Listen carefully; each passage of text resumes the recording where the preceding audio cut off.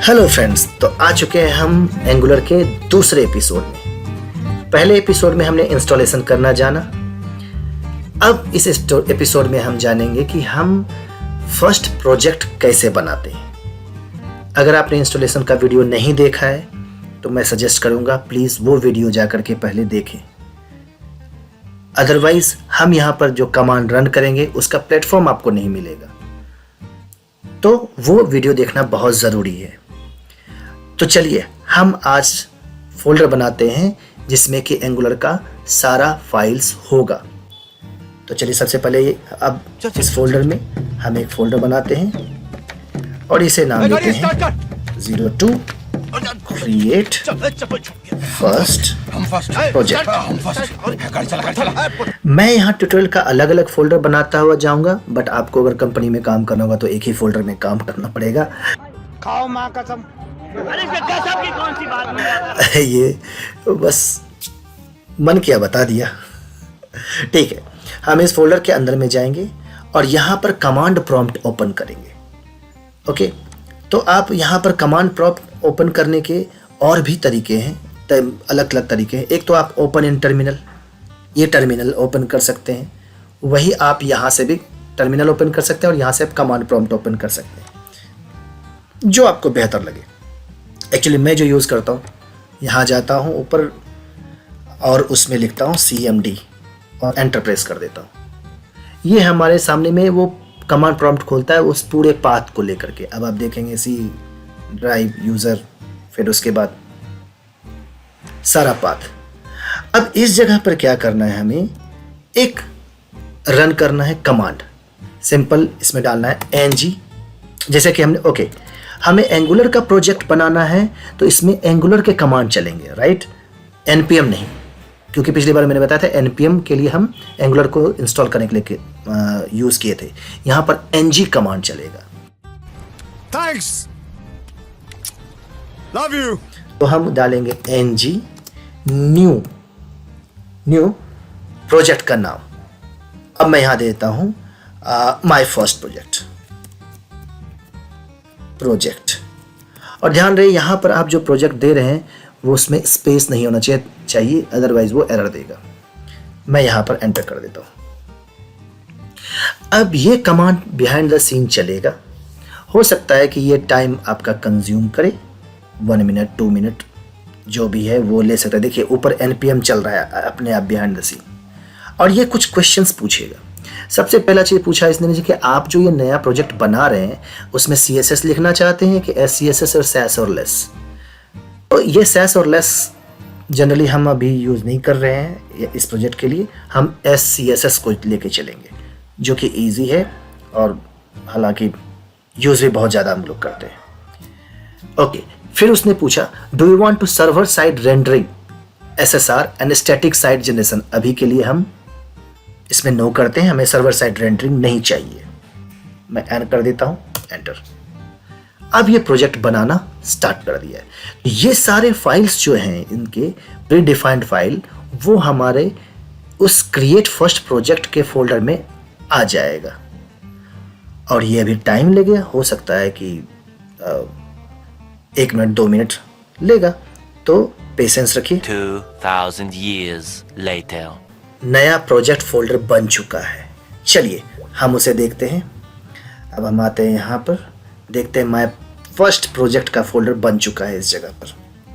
अगर मैं लार्ज करने की कोशिश करूँ यहाँ पे, तो अभी लार्ज नहीं कर पा रहा हूँ अभी। ओके, तो ये माय फर्स्ट प्रोजेक्ट के अंदर चलते हैं।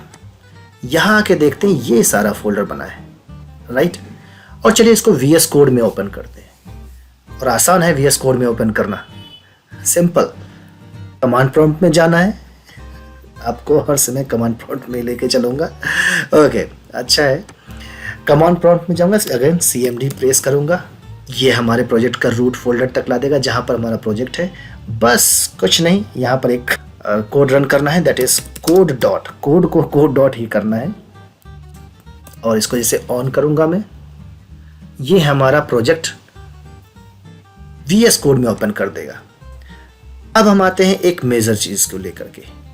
कभी कभी हो सकता है आपके पास यहाँ पर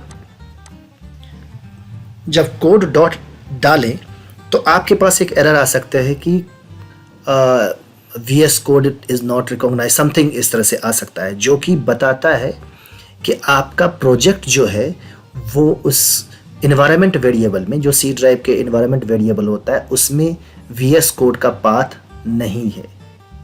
वो हम बताएंगे किसी और वीडियो में कि कैसे उसको सेट करते हैं। मैं उसको हटा के और दोबारा सेट करके भी दिखाऊंगा आपको। तो अभी के लिए उतना डीप नहीं जाना है, इतना ही बस एक एरर आती है तो मैंने बता दिया इस जगह पर। तो ये रहा folder, my first project folder, और ये वेलकम का स्क्रीन है, इसे अभी हटा देते हैं। तो यहाँ देखते हैं क्या क्या चीज़ आया है। सबसे पहले हम देखते हैं .VS कोड। ये VS कोड का अपना जनरेटेड है, तो इसके अंदर में VS कोड के कुछ कॉन्फ़िगरेशंस हैं, वो फोल्डर है।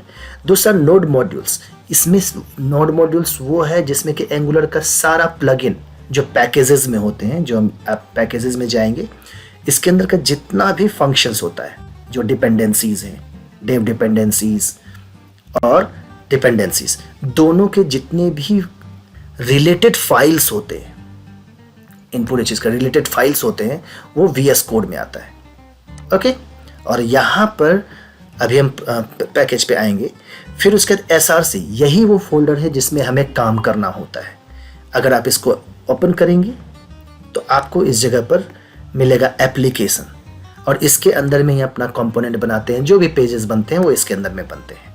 एसेट्स के अंदर में अपना इमेज रखते हैं, इमेज जितने भी फॉन्ट्स वगैरह सब रखते हैं इसमें।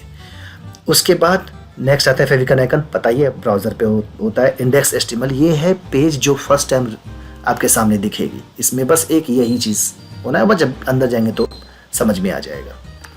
फिर उसके main.ts, ये बूट, जब एप्लीकेशन बूट होता है तब के लिए है, ठीक है। इसके बारे में अभी मैं सिर्फ बता रहा हूँ। style.cs main root CSS file, और एडिटर कॉन्फ़िगर, ये वही एडिटर जो हमारा ये VS का कॉन्फ़िगरेशन है। गिट इग्नोर, जब फाइल हम गिट पे भेजते हैं तो कुछ फाइल्स को हम नहीं चाहते हैं कि वो गिट पे आ जाए, जैसे कि नोड मॉड्यूल्स, क्योंकि नोड मॉड्यूल्स जैसे ही पैकेज रन होता है ऑटोमेटिकली जनरेट हो जाता है, तो ऑटोमेटिकली जनरेटेड चीज़ को हम गिट पे नहीं भेजते हैं, इसलिए गिट इग्नोर फाइल होता है इस जगह पर। उसमें हम ऑटोमेटिकली कुछ इसमें दिया हुआ VS कोड के क्या क्या चीज़ नहीं जाने चाहिए, ये भी हम आगे पढ़ेंगे।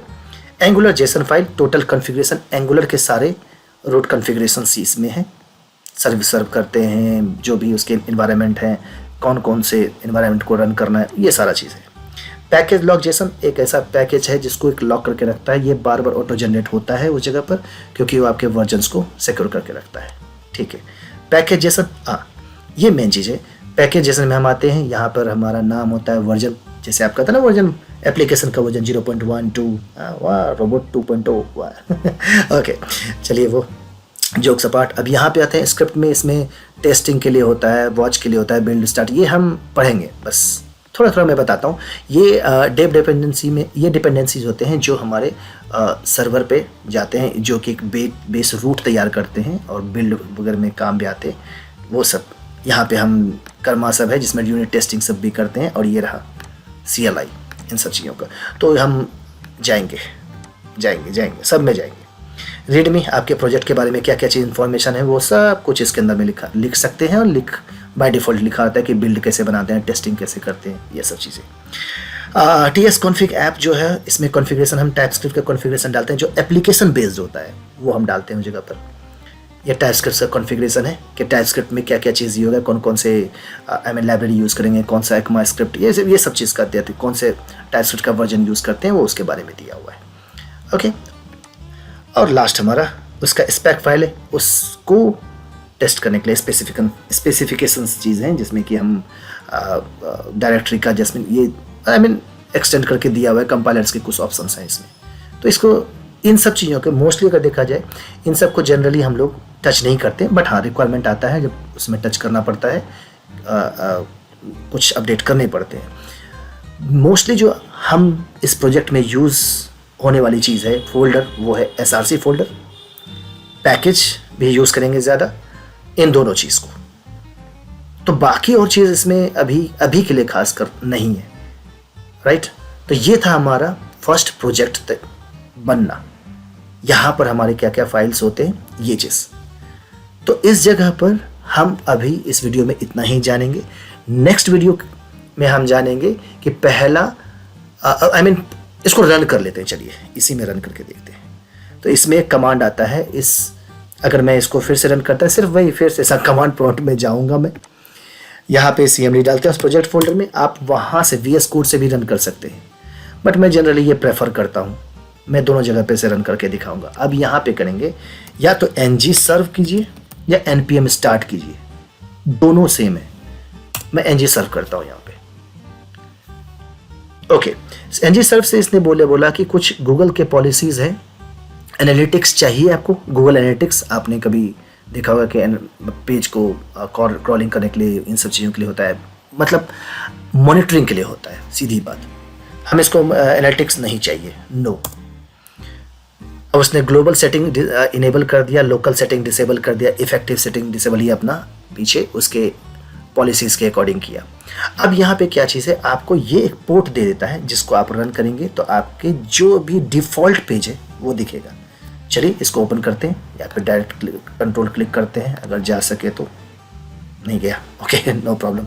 मैंने इसको क्लिक करता हूँ, नहीं जा रहा है। चलिए इसको कॉपी कर लिया मैंने, ओपन तो हो चुका है, सॉरी मैंने ही गलती कर दिया। ओके, कंट्रोल क्लिक किया था, हो गया था, बट वो पॉपअप दिखा नहीं था। ओके, तो ये आपका फर्स्ट प्रोजेक्ट रन हो चुका है आपके ब्राउज़र पर। ये डिफ़ॉल्ट ये सब कहाँ से आया है ये हम बताते हैं, थोड़ा सा सब्र करिए, पता चलेगा सब कुछ। वो आपके इसमें से ऐप कंपोनेंट में से आया है। जो ये सारा चीज़ देख रहे हैं ना, ताम झाम जितना भी है, ये सारा ताम झाम यही वहीं से आया है, राइट। इसलिए ये सारा ताम झाम वहीं से आया है। तो ये तो सिंपल HTML फाइल है, उसका एसोसिएटेड CSS नॉट CSS इसमें कुछ है नहीं, वो पेज पे ही लिखा हुआ था, ठीक है।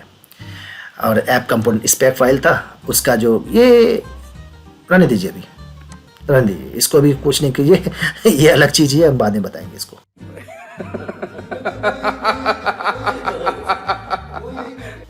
ऐप कंपोनेंट में आती है सिंपल सा ये टाइटल माय फर्स्ट प्रोजेक्ट, जो आप उसको दिख रहा था यहाँ पर, my first project, hello my first project. वो हेलो आपके HTML में डाला हुआ है उस जगह पर, हेलो वर्ड। फिर ऐप का कुछ कॉन्फ़िगरेशन है इधर पे, प्रोवाइडर्स में डाला गया, राउट्स कैसे काम करते हैं, और ये राउट्स है जो कि भी खाली है, पेज नेविगेशंस नहीं हो रहा है, मतलब एक सिंपल।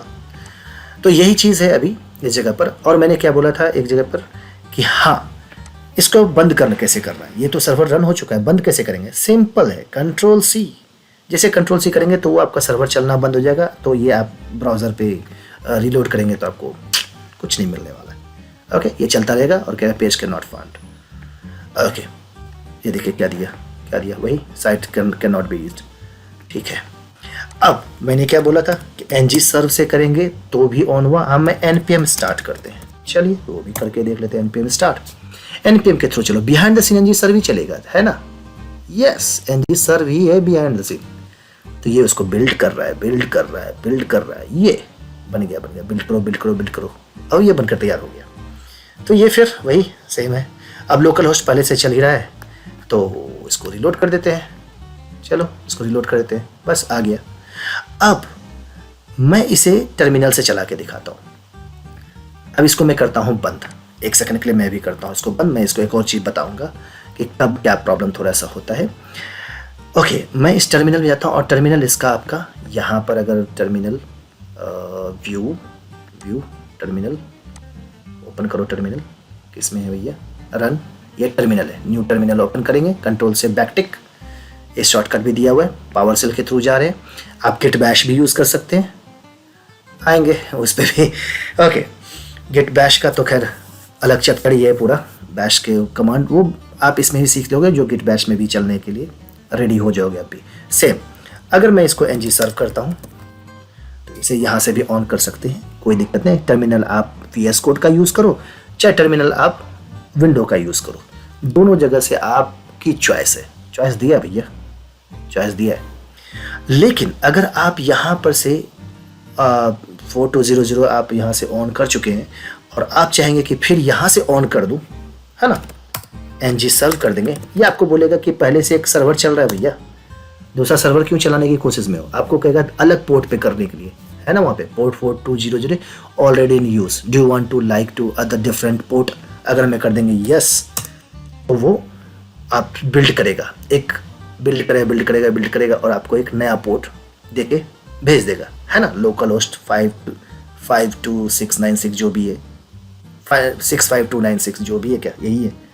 इसको अगर हम ओपन करते हैं ब्राउज़र पे साथ में ये लीजिए, साथ में ओपन कर देते हैं, ये दोनों पे सेम प्रोजेक्ट चल रहा है। इसका मतलब ये समझिए कि बंद हो चुका है, दोनों चल रहा है। तो आप एक ही प्रोजेक्ट को डिफरेंट पोर्ट पे भी चला सकते हो। अब एक और चीज़ मैं बताता हूँ, थोड़ा सा चीज़ है, मैं इसको करता हूँ Ctrl+C और इस टर्मिनल को भी कर देता हूँ Ctrl+C। आजा भाई खुल जा, अरे परेशान मत कर यार। ओके, मैं इसे भी Ctrl+C करता हूँ, ठीक है, क्लियर। आप किसी भी जगह पे जाइए, लेकिन अब 4200 आता तो है लेकिन खुलता नहीं है, हमें क्लिक करना पड़ता है, कॉपी करना पड़ता है वो भी। तो आप इस सिंपल क्या करें, ng-serve या npm start दोनों में से कुछ भी करिए, --- ओपन डालिए, देखते हैं काम करता है कि नहीं। तो ये बिल्ड करेगा, फिर ng-serve और --- ओपन यो, तो आपको कॉपी पेस्ट करने की जरूरत ही नहीं है, राइट। तो मैंने ओपन करने के अलग अलग तरीके भी बता दिए, कहाँ से ओपन कर सकते हैं वो भी बता दिया मैंने, और प्रोजेक्ट के अंदर में बाय डिफ़ॉल्ट क्या क्या चीज़ प्रोजेक्ट के फोल्डर में था, हालांकि अभी मैं डिप गया ने, छोटा मोटा ऊपर से बता दिया, तो वो तो अभी कंसर्न था भी नहीं, तो ये मैंने आपको सामने डाल दिया इस जगह पर, राइट। तो ये था हमारा फर्स्ट प्रोजेक्ट कैसे बनाते हैं, आपने जान लिया, यहाँ से भी वहाँ से भी। चलिए फिर ओके, तब तक के लिए बाय बाय। और हाँ, प्लीज़ लाइक एंड सब्सक्राइब कर दो यार, अगर नहीं ठीक है कोई बात नहीं, अच्छा लगे तो करना, नहीं अच्छा लगे तो मत करना। ठीक है, तो मिलते हैं फिर तीसरे एपिसोड में, और उसके बाद देखते हैं उसमें क्या चीज़ है। चलिए फिर ओके, बाय बाय, अपना ध्यान रखिएगा और मस्ती में रहिए और खुश मिजाज रहिए। Bye bye.